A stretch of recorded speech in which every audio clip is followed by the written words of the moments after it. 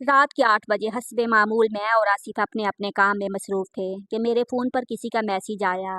आसिफ ने घूर कर यूं देखा जैसे उसे मुझ पर शक हो। शरारतन मैंने भी अपना फ़ोन अपने पास रख लिया। आसिफ कहने लगे अपना फ़ोन मुझे दो, देखूं तो किसका मैसेज है। मैंने कहा नहीं दिखाऊंगी, तुम खाम खा मुझ पर शक करते हो। मुझ पर अब यकीन करना ही पड़ेगा वरना मुझे छोड़ दो। मेरी इस बात को उन्होंने संजीदगी से ले लिया और बोले अगर तुमने मुझे अभी अभी फ़ोन ना दिया तो तुम्हें तलाक दे दूंगा।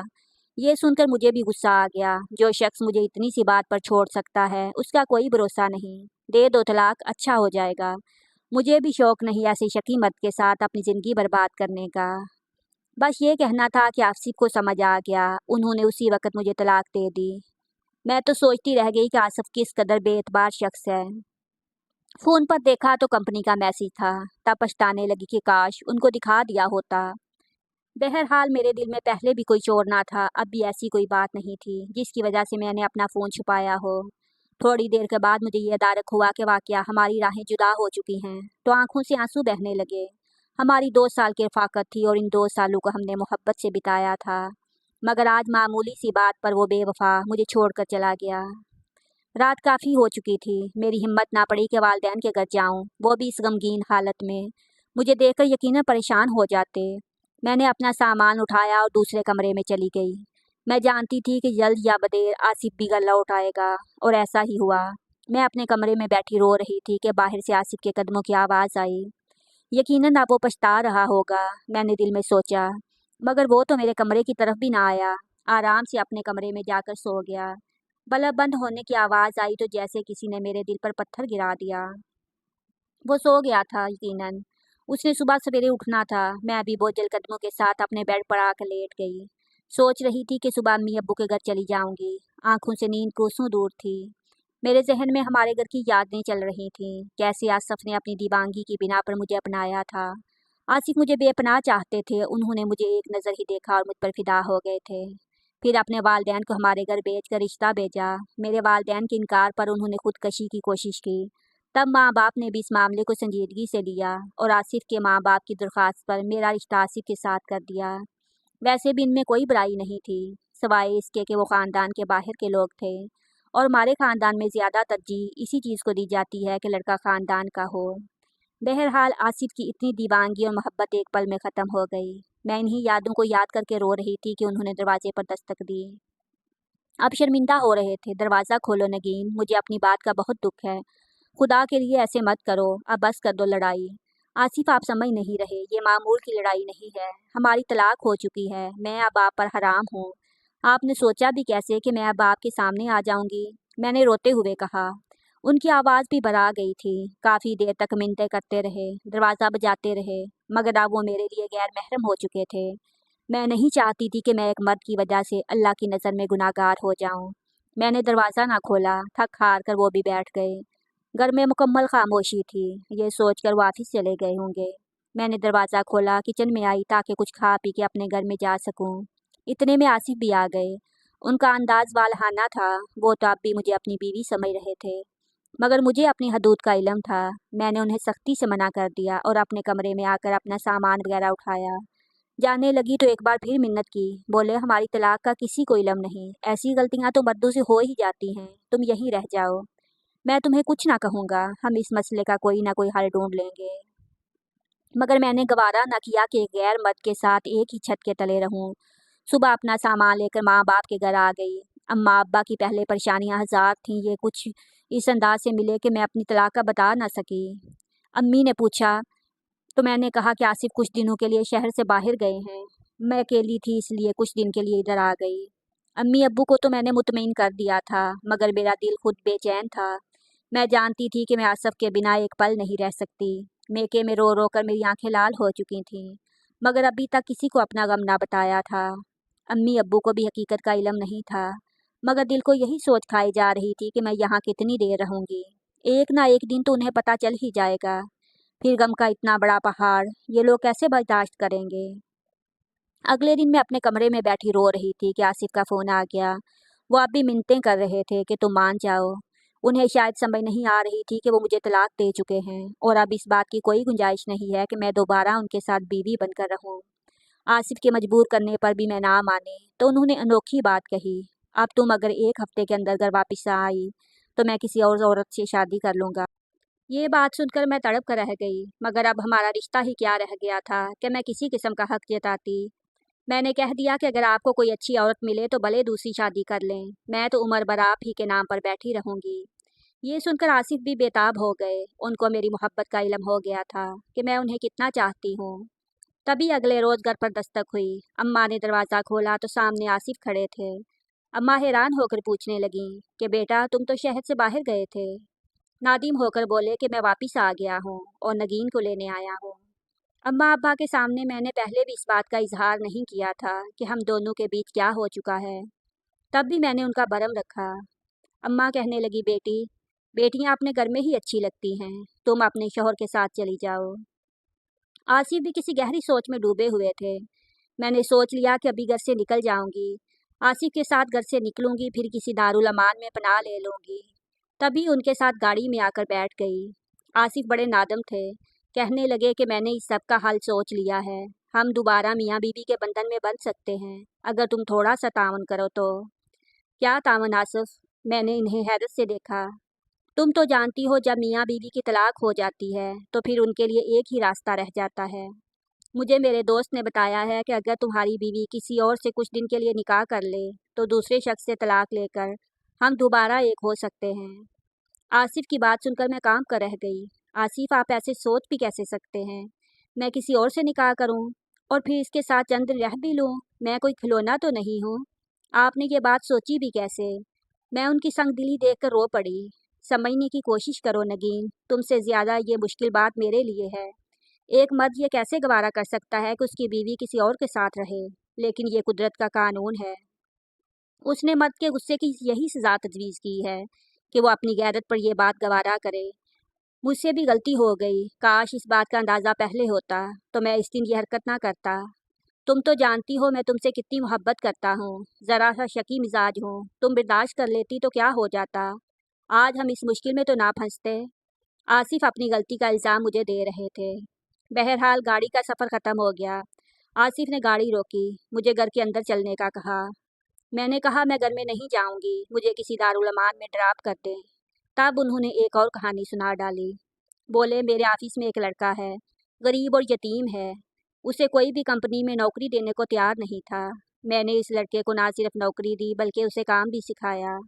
वो यतीम है, मुझे अपना बड़ा मानता है। वो लड़का बहुत भरोसे वाला है। आसिफ की सारी बात मेरी समझ में आ रही थी। वो तुम्हें वक़्त पर तलाक दे देगा, मैं जानता हूँ इससे। वो मेरी हर बात मानता है, तुम्हें इज्जत से रखेगा। तुम क्यों घबरा रही हो? चंद दिन की तो बात है, इसके बाद सब कुछ पहले जैसा हो जाएगा। आसिफ मुसलसल इसरार कर रहे थे। उनके 17 साल मुलाजिम से निकाह कर लो और फिर हम दोबारा इसी रिश्ते में बन जाएं। जबकि मैं इस सब पर राजी ना थी। तब आसिफ ने मुझे धमकी दी कि अगर मैंने ऐसा ना किया तो वो अपनी जान दे देंगे और ज़िंदगी भर मैं तड़पती रोती रहूंगी। मैं उनकी जनूनी तबीयत से वाकिफ़ थी। मजबूर होकर मैंने सर झुका लिया। इसके अलावा और कोई चारा भी तो नहीं था। मगर मेरा दिल खून के आंसू रो रहा था। आसिफ ने गाड़ी अगले मोड़ पर डाल दी। वो अपने ऑफिस की तरफ जा रहे थे। आधे घंटे में हम उनके ऑफिस पहुंच गए। उन्होंने फ़ोन करके उस लड़के को अपने ऑफिस से बुला लिया। 15 मिनट बाद एक दुबला पतला सा नौजवान बैरूनी कमरे से अंदर दाखिल हुआ। इस लड़के को देखकर ही मैं समझ गई और मेरी समझ में आ गया कि ये कितना काबिल भरोसा है। उसके चेहरे के तासरात और इसके मुझे देखने का अंदाज बता रहा था कि ये लड़का इतना भी मासूम और ताबेदार नहीं है जितना कि मेरे शौहर को लगता है। वो हमेशा लोगों पर भरोसा करते आए थे, मगर लोग उन्हें ऐन वक़्त पर धोखा दे देते थे। मैं जानती थी कि ये लड़का भी काबिल भरोसा नहीं है। और फिर मुझे इस बात का अंदाज़ा तब भी हुआ जब आसिफ की बात समझाने पर लड़के की आंखों में अचानक एक अजीब सी चमक आ गई। उसके लिए तो ये एक सुनहरी मौका था कि वो अपनी हर बात मनवा सके। मैं जानती थी कि निकाह के बाद वो आसिफ को ब्लैकमेल करेगा। उसकी शक्ल सूरत और बात करने का अंदाज इंतहाई आमियाना था और वो काफ़ी मतलबी लगता था। मगर आसिफ को ना जाने क्यों इस पर भरोसा था। मेरा दिल बोझल सा हो रहा था। थोड़ी ही देर में हम तीनों गाड़ी में आकर बैठ गए। आसिफ गाड़ी चला रहे थे। ये लड़का उनके साथ ड्राइविंग सीट के साथ बैठा था, जबकि मैं पिछली सीट पर बैठी अपने नसीब पर आंसू बहा रही थी। हम लोग मौलवी साहब के घर पहुंच गए। मौलवी आदमी मेरे शौहर को इससे पहले नहीं जानते थे। मगर उनके बारे में मशहूर था कि ये लोगों की मदद करते हैं, जबकि उनकी बीवी के बारे में भी ये लोग यही कहते थे कि वो एक रहम दिल खातून हैं। अलामा आदमी और इनकी बीवी को तकरीबन हमारा सारा मोहल्ला ही जानता था, मगर वो हमें नहीं जानते थे। उनके घर पहुंचकर हमने दरवाजे पर दस्तक दी। मौलवी आदमी ने हमें मेहमान समझकर अपने घर में बिठा लिया। तब मेरे शौहर ने उनको एक फर्जी कहानी गढ़कर सुना दी। कहा कि मैं इस लड़के और लड़की का निकाह करवाना चाहता हूँ। इन दोनों का सरपरस्त बनकर इन दोनों को एक पाक और मुकद्दस रिश्ते में बांधना चाहता हूँ, क्योंकि ये दोनों एक दूसरे से मोहब्बत करते हैं। इनके घर वाले इनकी शादी के खिलाफ हैं, इसलिए आप इनका निकाह पढ़ा दें। मौलवी साहब को सारी हकीकत मालूम ना थी, जबकि मेरे बहते आंसू कुछ और ही कह रहे थे। उन्होंने मुझसे कई बार पूछा कि क्या मैं इस निकाह पर राज़ी हूँ। मैंने उनको हामी भर ली। अपने शौहर की बातों के खौफ से मैंने भी रजामंदी जाहिर कर दी, मगर मुझे ये सब ठीक नहीं लग रहा था। तब अंदर से मौलवी साहब की बीवी आ गई। बोली, लड़की को मेरे पास भेज दें। अलामा साहब ने मुझे अपनी बेगम के पास भेज दिया। मैं उनके सीने से लगकर फूट फूट कर रो दी। मुझसे रहा नहीं गया, मैंने अपनी सारी कहानी उनसे कह दी। मेरी बात सुनकर वो कानों को हाथ लगाने लगी। बेटी, तुम और तुम्हारा शौहर किस जहां में रहते हो? तुम लोग मुसलमान भी हो या बस कलमा पड़ा है? इस्लाम की तालीमात के बारे में इंसान को खुद इल्म होना चाहिए, ना कि हर अहरे गहरे से पूछ ले। अपने शौहर को समझाओ कि पहली शादी की इद्दत पूरी किए बिना औरत दूसरा निकाह नहीं कर सकती। क्या उसे इतनी सी भी बात नहीं मालूम? और फिर ये तो अल्लाह ताला का हुक्म है, क्योंकि मियाँ बीवी तलाक के 3 महीने में आपस में 2 बार रुजू कर लेते हैं तो तलाक नहीं होती। क्या तुम अपने शौहर को ये बात नहीं बताई? मैंने नफ़ी में सर हिला दिया। सच तो ये है कि मैंने कभी दीन के बारे में मालूमात लेने की कोशिश ही नहीं की, और आसिफ के दीनी मामलात तो मुझसे भी कमज़ोर थे। अलबत्ता मुझे मोटी मोटी चीज़ों का इल्म था जिन पर मैं अमल भी करती थी। इसी दौरान मेरी तबीयत खराब हुई। मौलवी साहब की बीवी ने पहचान लिया कि मैं उम्मीद से हूँ। उनके चेहरे पर खुशी के रंग खिल गए। लो भाई, तुम्हारी तो तलाक ही नहीं हुई, तुम तो उम्मीद से हो। उनकी बात सुनकर मैं भी हैरान हो गई, क्योंकि इसके बारे में मैं खुद भी नहीं जानती थी। तब उन्होंने तस्दीक के लिए मोहल्ले से दाई को बुलाया। उसने भी ये बात बता दी कि मैं पेट से हूँ। ये बात सुनते ही मौलवी साहब की बीवी खुश होकर उठी, बाहर का दरवाज़ा खोला और बाहर जाकर अपने शौहर को सारी बात बता दी। मौलवी आदमी ये सुनते ही गुस्से में आ गए। उन्होंने मेरे शौहर को अच्छी खासी सुना दी और बोले, दीन के मामलात का अगर इल्म ना हो तो कम अज़ कम इंसान को झूठ नहीं बोलना चाहिए। तुम अगर अपनी बीवी का हलाला करवाने जा ही रहे थे तो कम अज़ कम मुझे आगाह कर देते। भला अपने वकील से भी कोई बात छुपाई जाती है? मौलवी साहब की बात दुरुस्त थी। मेरे शौहर आसिफ अपनी शर्मिंदगी से बचने के लिए मुझे कुर्बानी का बकरा बना रहे थे। वो अपने दोस्त से सुनकर निकाह तो करवाने चले गए थे, मगर उन्होंने इस बात को जानने की जहमत गवारा नहीं की कि इस निकाह के क्या शराइत और कवायद होते हैं। खैर, जब आसिफ को पता चला कि वो बाप बनने वाले हैं तो उनकी खुशी की इंतहा ना रही। मौलवी साहब और इनकी बीवी की दुआएं लेते हम लोग घर आ गए। हमारी नज़र में तो हमारा मसला हल हो चुका था। मैं और आसिफ एक दूसरे की ज़िंदगी में दोबारा शामिल हो गए थे, मगर हम सोच भी नहीं सकते थे कि जो गलती हमने उस लड़के पर भरोसा करके कर दी है, उसका खमियाजा भुगतना भी बाकी था। वो लड़का जो शक्ल से शरीफ और मासूम नजर आ रहा था, उसने हमारे घर जाने के बाद अपनी बेइज्जती और तौहीन ख्याल करते हुए पूरे ऑफिस में ये बात फैला दी कि आसिफ और नगीन के माबैन तलाक हो चुकी है, और ये भी कि हम लोग उसे हलाला के लिए आमादा कर रहे थे। बच्चे की खुशी में आसिफ मुझे मेके लेकर गए थे। वहाँ जाकर हमें 1-2 दिन लग गए। 2 दिन बाद जब आसिफ अपने ऑफिस गए तो लोगों की ज़बान पर एक ही बात थी कि उन्होंने नगीन को तलाक दे दी है। तब आसिफ को बड़ी हैरत हुई कि ये बात सबको कैसे मालूम हुई। फिर उस लड़के के नौकरी छोड़ने की खबर ने उन पर यह बात वाज़ेह कर दी कि उसी आस्तीन के सांप ने उनको डसा है और ऑफिस में उनके बारे में गलत अफवाहें भी फैलाई हैं। अब लोग हमारे बारे में बातें करने लगे कि हम दोनों के माबैन तलाक हो चुकी है, मगर हम फिर भी साथ रह रहे हैं। हालांकि ऐसी कोई बात नहीं थी। मौलवी साहब हमारे तमाम मामलात के गवाह थे। फिर मैं भी उम्मीद से थी, मगर आसिफ सबसे ज़्यादा बारोब शख्सियत थे। उन्होंने जल्दी मामलात पर काबू पा लिया, मगर पहुँचते पहुँचते ये खबर मेरे मेके तक पहुँची तो एक तूफ़ान बर्पा हो गया। अम्मा अब्बा भी हम पर शक कर रहे थे, क्योंकि इस दिन मेरी हालत देखकर वो बार बार सवाल कर रहे थे कि मुझे क्या हुआ है। तब मैंने उन्हें बताया ना था। तब मैंने अम्मी अब्बू को एतमाद में लेकर सारी बात बता दी और कहा कि हमारे माबैन जो भी मामलात हुए थे वो खुशसलूबी से तय पा गए हैं। अगर ऐसी कोई बात होती तो यकीनन मुफ्ती साहब कोई फतवा देते और हमें इस पर अमल करने का कहते, मगर खुदा का शुक्र है कि हमें अल्लाह ने इस सज़ा से बचा लिया जो हर तलाक देने वाले मर्द के लिए रखी गई है। इस बात को गुजरे अब 5 साल हो गए हैं। हम एक बेटे और एक बेटी के वालिदैन बन चुके हैं, मगर आसिफ अब भी अपनी गलती पर नादिम है। कहते हैं अगर तुम मुझसे दूर चली जाती तो मैं अपनी ज़िंदगी में दोबारा जी ना पाता। खुदा का जितना शुक्र अदा करूं कम है कि मैं तुम्हारी मोहब्बत का हकदार अब भी हूँ और तमाम उम्र रहूँगा।